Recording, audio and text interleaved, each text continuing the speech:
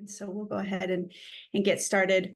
I just wanted to share how much we're grateful for this opportunity to have a conversation with you. And, I've been with Deaf Hope since 2005 and been hearing a lot about the important work that you've been doing to address inequities in the courtroom, particularly when you have a person in the courtroom who is deaf, deafblind, hard of hearing, whether they're a survivor, a victim, as the system refers to them, or a person who causes harm.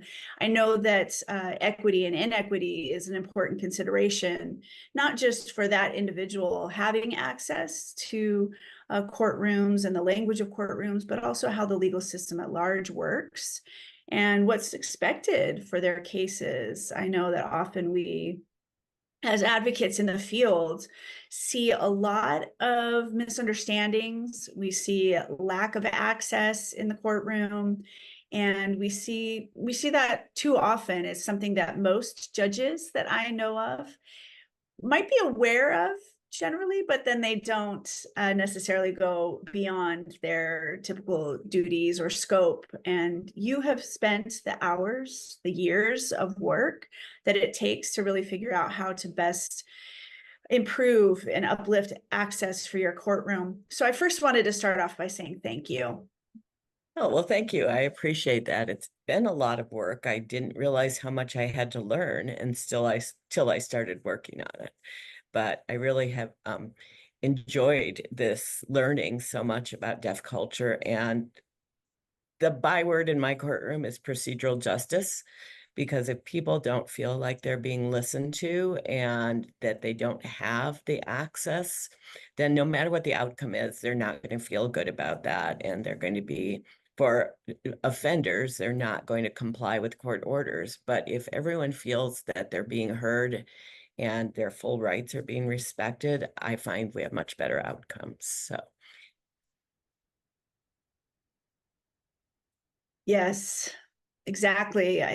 That is a situation where every person deserves that procedural justice, and it's new terminology for me actually. And I'm thinking about many more questions that I have for you about it. But first, I really, for the audience joining us today, I wanted to introduce myself. I am Brian with Deaf Hope, and I'm from the Deaf Action Team. We provide technical assistance to the deaf domestic and sexual violence field. And we have here today with us Judge Wendy Millian. And I want to just share a little bit about Judge Millian for our audience so that folks can better understand why you're here. And during this event next week, we're going to be having a learning engagement on the topic of legal advocacy. And this topic is one that many deaf domestic and sexual violence advocates want to learn more about. And I'm not just talking about people who are new to the field, who are just kind of jumping into this work. I think, people who are currently taking the domestic violence and sexual violence 40-hour advocate training that we have, this includes them, but it also is for folks who've worked in the field for many years. We're seeing a need from all advocates of all experience levels to get more knowledge and experience on how to navigate court systems, whether that's criminal justice or family law. Those are two big areas that we see a large area of need and motivation to learn more about and to develop skills so that we're better able to effectively serve deaf survivors. And so I just want to, show appreciation for having you being here with us today. And you are from Tucson, Arizona, in a courtroom. I'm just wondering if you can tell us just a little bit about your court experience and general work. Yeah, for the last 13 years, I have run a domestic violence courtroom. So we're dedicated to cases with intimate partner relationships. And we take the most serious cases. They're misdemeanors, but a lot of them end up being much more serious than misdemeanors for various reasons. And one of the things I noticed was the court is, in general, had split up interpreters. So like one of the courts took any case with a Russian interpreter. I had volunteered to take any case with ASL interpreters just for resource management. And I recognized that no victims ever showed up, no deaf victims ever appeared in my courtroom. And it made me start thinking about what kind of barriers are they facing in addition to just being domestic violence survivors, which they have, you know, a whole set of barriers by themselves. And so that got me start reaching out to the deaf organization in our community and getting them connected with our victim services agency. And then we found Amber, which was wonderful here at Deaf Hope. And so it was a real learning experience for all of us, but it was in the context of I have a domestic violence court where there's advocates in my courtroom every day. And part of, you know, the success story of my court is the fact that we have that outreach to victims and that they're always front and center in anything we do.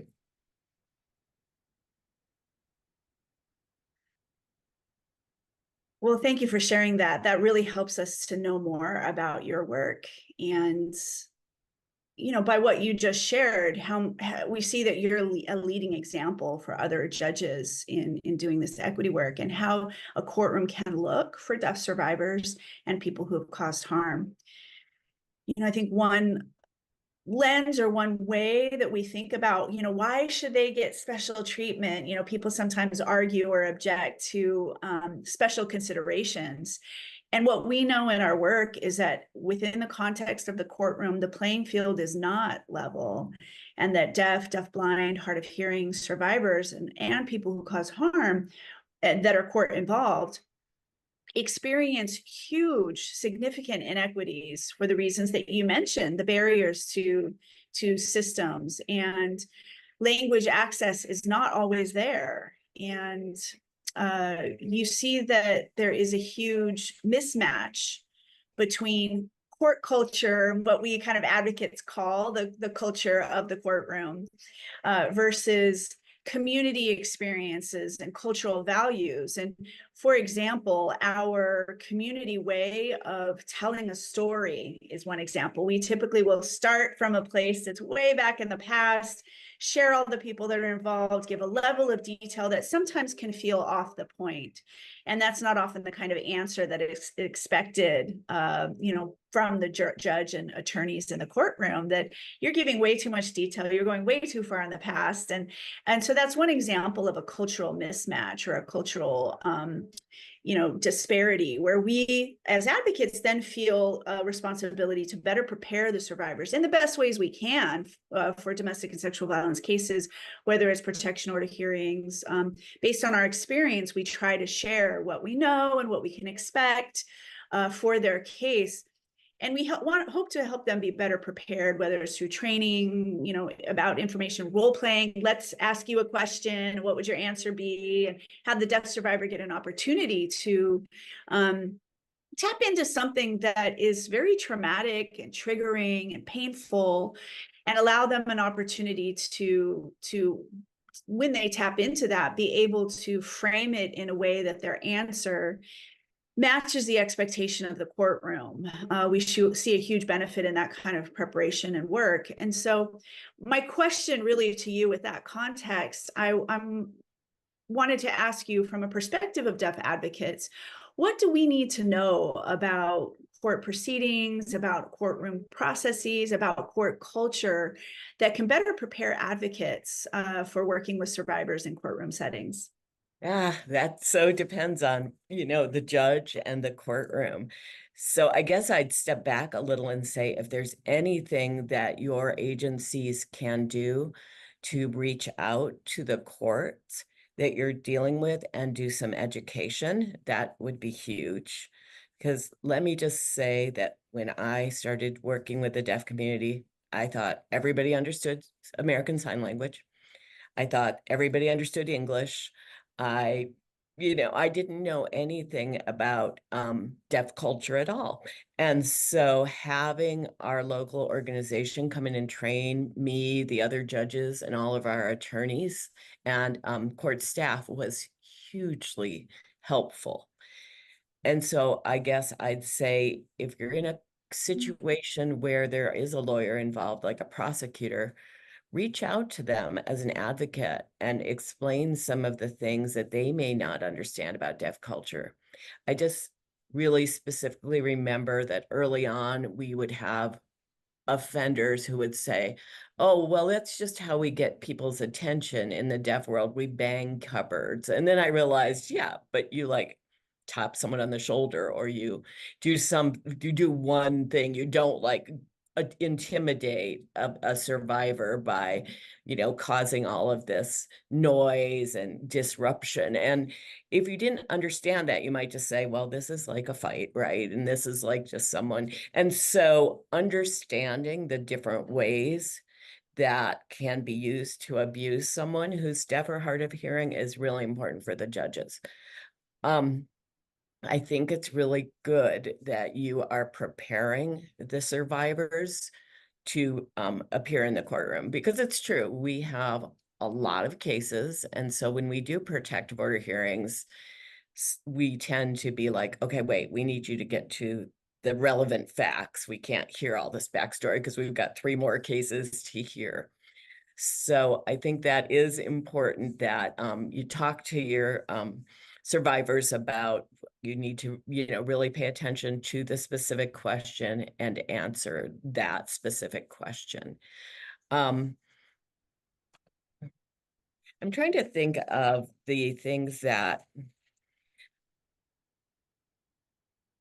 I guess the culture, and you all know this, the culture in a courtroom will always be to listen to the person that you can talk to in your own language first, right? And so it's really important to make sure that that judge sees you and the survivor there, especially if the offender is English speaking, is not deaf. So I don't think it hurts to, and it's going to depend on the judge. It doesn't hurt to ask the judge, can I speak to you for a minute and explain, how we communicate? Or, for example, we've ended up putting our ASL interpreter right at the front of the courtroom in front of me, so that everybody can see the interpreter, things like that. So talking to the interpreter even and saying, okay, this is what's going to help the victim. For example, we used to have a practice in my courtroom where everyone would just come up to the bench. And we realized that even the people who could hear, the victims would be in the back of the courtroom. They couldn't hear anything we were doing. So now I place everyone at the tables and I make sure the interpreter's up front so that everyone has access to what's going on in that courtroom. I feel like I've gotten kind of astray, so I'll have you ask me the next question and see what other specific things you want me to talk about. Oh, no, you're doing great. And actually everything you shared is so rich. We're tapping into the wisdom and I'm soaking it up. It's all very useful because you're also demystifying some of the courtroom processes and how judges think and how this process goes. I think so many of us have a first concept through Hollywood or television media that, many of our community members carry those myths or inaccuracies around what things should look like. And I was thinking of an example of that where, we're not used to the concept of lawyers maybe going and having a session like in chambers conversation. And this concept might somewhat conflict with our expectation of, no, it should all be transparent. We should be there. I should be there. And the deaf community cultural value is around inclusion and transparency. And we're involved in those conversations. And so seeing the kind of lawyer huddle or a private conversation with the judge can feel like we don't know what's happening and our decisions being made without me. And it brings up a lot of uncomfortable feelings that might be rooted in childhood trauma around access in the home. And I can't speak for all deaf people having the same experience, but I think often there is a sense of what's going on over there and why am I not a part of it? Why am I not informed? And so, I'm trying to land my point here. That your comments brought up a lot, and I really appreciate them because you're sharing information about how we can dispel some of our misunderstandings about courtroom procedures and what happens. I love your suggestion of reaching out to, for example, prosecutors and offering education, training, support. I'm wondering about, from a prosecutor's perspective, especially, but how can we, do that? Can, we think about reaching out. Can we reach out directly to judges for a deaf cultural discussion? I think it depends on the judge, but I definitely think you could do that. You could also reach out to the court administration because they're always looking for opportunities to educate their staff.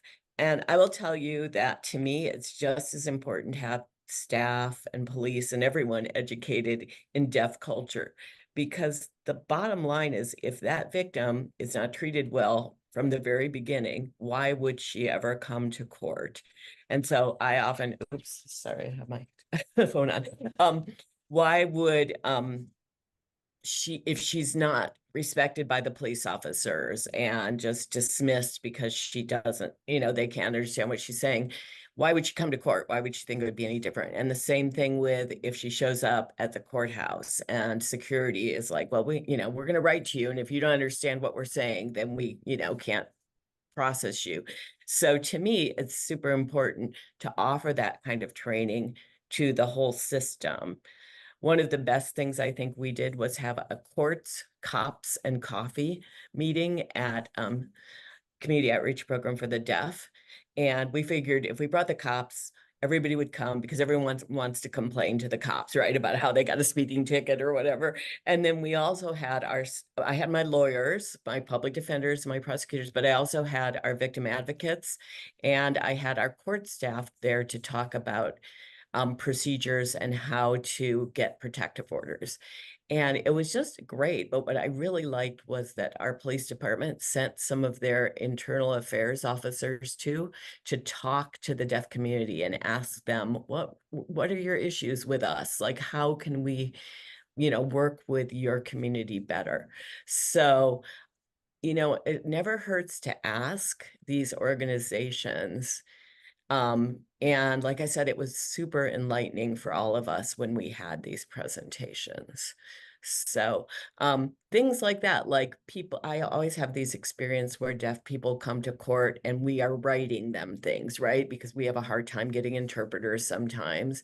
And now I've learned, I have to say, can you, do you speak English? Do you know, can you read what I'm writing? Because we have such a wide variety of what people can understand and what we just assume they're going to understand. We're like, oh, they're deaf, we'll just write something. Well, that doesn't always work, we've learned. And we've learned about CDI interpreters.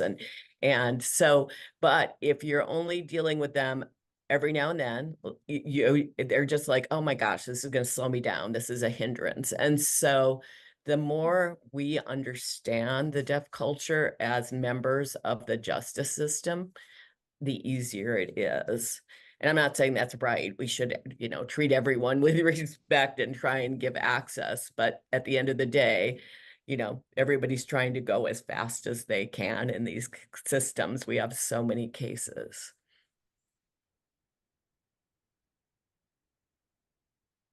Well, I appreciate you sharing that. I love that you're showing us advocates what is possible, that it is possible to have a listening session with members of the court personnel and staff, law enforcement, if it makes sense to bring the deaf community into that. I love those ideas that you shared.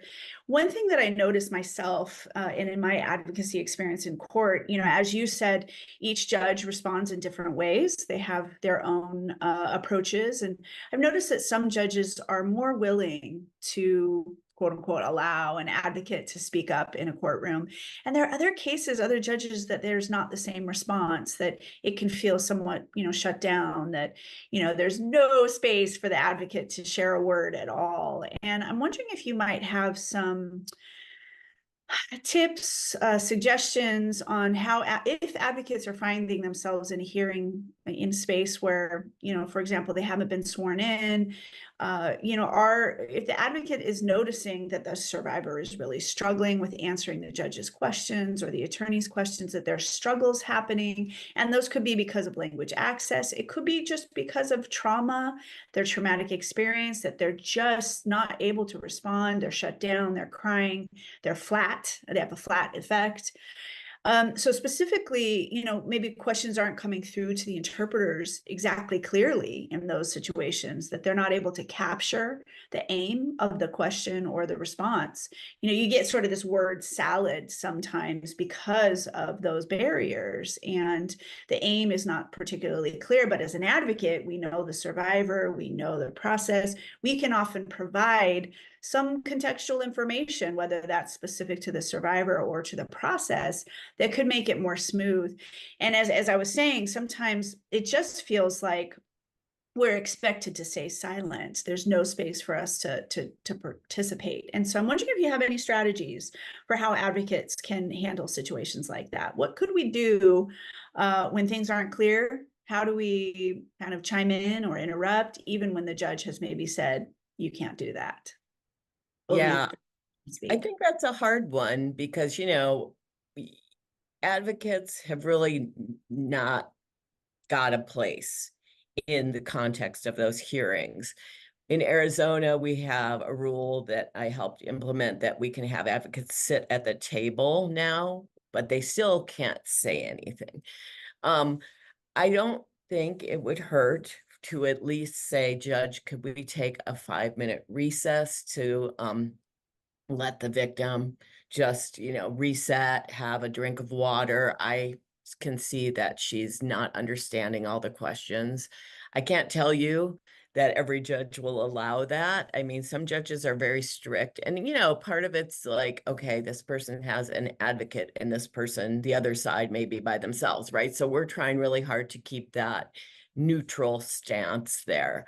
But I do think that might be the easiest way in a court where you haven't been allowed to say anything, is just to stand up and say, Judge, can the victim just take, or the petitioner just take 5 minutes just to reset, and then maybe talk to her, maybe get an aside with the interpreter and say, this is what we're seeing here. She's not understanding the way you're doing this. But I think that's a tough one. I think it's really hard when the judge is saying, no, you have nothing, but you're there as, for moral support, basically. And that's why I think that training is so important, because then judges might understand and say, is there something she's not understanding? Is there something that you can help the court do that would make her, feel more comfortable in the situation? But aside from that, you've got judges who are just going to dig their heels in. I mean, it's easy for me to say I would ask those kind of questions because I've been doing it for so long, and I have, advocates in my courtroom that understand that they can raise their hand and say, hey, judge, the victim's here. She wants to say something, and I will do that. But I think that and I think if you do pose it, and I can talk to you about that more, as a procedural justice issue, judges recognize that. And so if you term it in those legal terms like language access and procedural justice, then even the judges who aren't, very open to like changing the way their courtroom runs might be open to that, to understanding that this is about justice. This isn't about just someone who's traumatized, and they may not want to hear about that, but they do want to make sure that they're, in their mind, enforcing the laws correctly.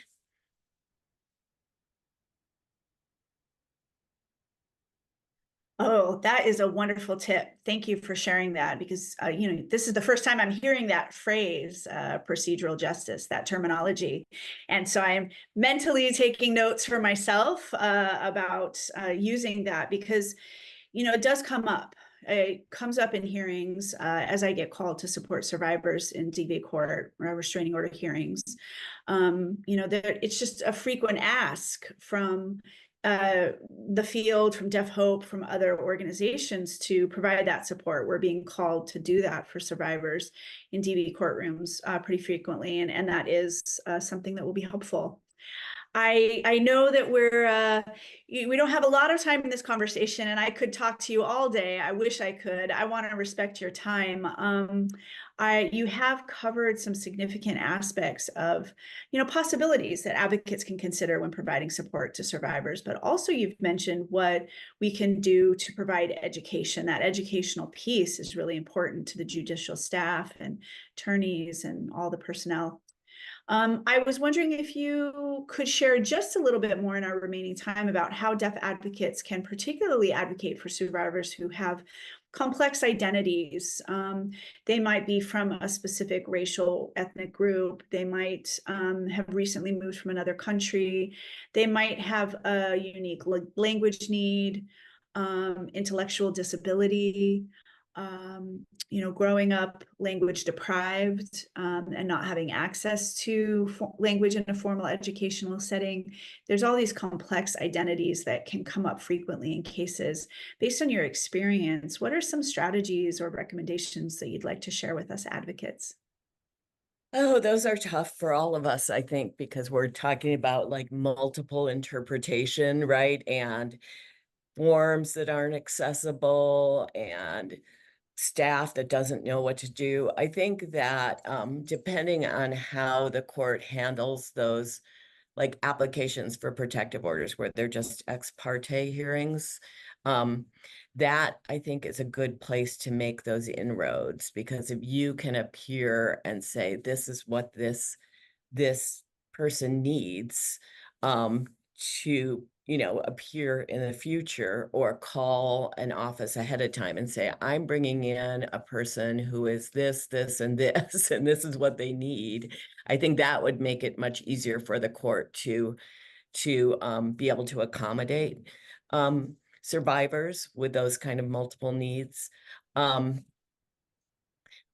And even if it's at the point of a hearing, if there's some way to prepare the court ahead of time, because, that's, I think, what we all hate. It's like, yes, I would love to provide access, but I don't have these people at the drop of a hat to come in and interpret and to figure out these forms. And the other thing that you might be able to do is get those forms ahead of time, and you probably have some of them, but some of the forms that they might have to fill out and that they might have to deal with, and see if they can be interpreted, by the people that you're using when you help these survivors. Because I think that so much of it is like, here's a bunch of papers, sign them, or here's orders, do this, or and they have no idea what any of us are talking about, and they don't understand, how this system works.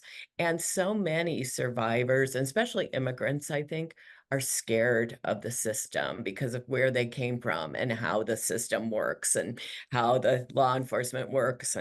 And so to me, that's a big thing, is to prepare those survivors going in, but also give the court time to be ready for them. We had a deaf-blind survivor who came in for a protective order with our advocate, and we had to figure out how to use, she had a machine that was very cool and it would send text to the judge. And so I had her send texts directly to me while we filled out that protective order. And, that took a while to figure it out. And so that kind of thing, you let us know you're coming really for that kind of appointment or that kind of court hearing, and I think most courts will try to accommodate those kind of things. Wonderful. Thank you so much for sharing that. That is a useful tip. I just thank you so much for your willingness to share your experience and to see your dedication, your efforts and support does make a huge difference in the lives of survivors and deaf folks who cause harm, who are involved in the court process. You were leading as an example for other judges about how a judge can actually perform in a courtroom, but also outside of the courtroom, this level of commitment to access to procedural justice, and just a sense of the possibilities for survivors to achieve what they're looking for through a court process. doesn't often have a place. You know, you see me, you hear me, you understand what I'm going through, and you understand what I'm trying to achieve, is something that is rare and special. This process is, you understand that this process is hard for me. That level of empathy, I think, is really critical. And I just want to thank you for this conversation, and for overall being a leading example for other judges. Well, thank you very much. I've really enjoyed the conversation.